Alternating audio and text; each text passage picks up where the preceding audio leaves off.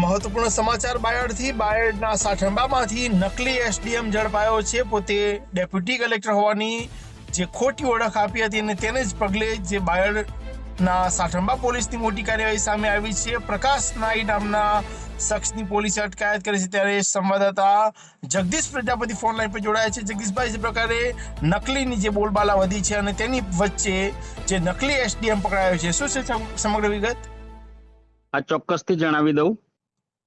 સાઠંબા વિસ્તારમાં ઇન્દ્રાણ ગામના પ્રકાશભાઈ ધીરજભાઈ નાઈ એમની કાર ટીવી 300 કાર ઉપર એસડીએમ પ્લેટ લગાવીને લોકોને એસડીએમ ની ઓળખ આપીને ફરતા હતા અને અમદાવાદ રહેતા હતા અને રોપ જમાવતા હતા. જે પોલીસના ધ્યાનમાં આવતા પોલીસે તેમની ધરપકડ કરી રિમાન્ડમાં લઈ ગયા છે. જગદીશભાઈ, આ જે વ્યક્તિ છે એની આખો જે ભાંડો કેવી રીતે ફૂટ્યો? કારણ કે જે પ્રકારે એસડીએમ તરીકેની ઓળખ આપતો હતો, રાજ્ય સેવક ન હોવા છતાં પ્રકારની જે કરતૂત છે તે કરતો તો લોકોને ધમકાવતો હતો, કેવા પ્રકારના એની પર કોઈ ગુના નોંધાયેલા છે કે કેમ, અને શું છે સમગ્ર? 4 મહિના પહેલો આ ભાઈને એના ગામમાં ઇન્દ્રાણમાં ઠાકોરો સાથે મગજમારી થઈ હતી, મારામારી. જી. તે સમયે આ ભાઈએ એસડીએમ તરીકેની ઓળખ આપતું આઈ કાર્ડ સાઠંબા પોલીસ સ્ટેશનમાં રજૂ કર્યું હતું. જી.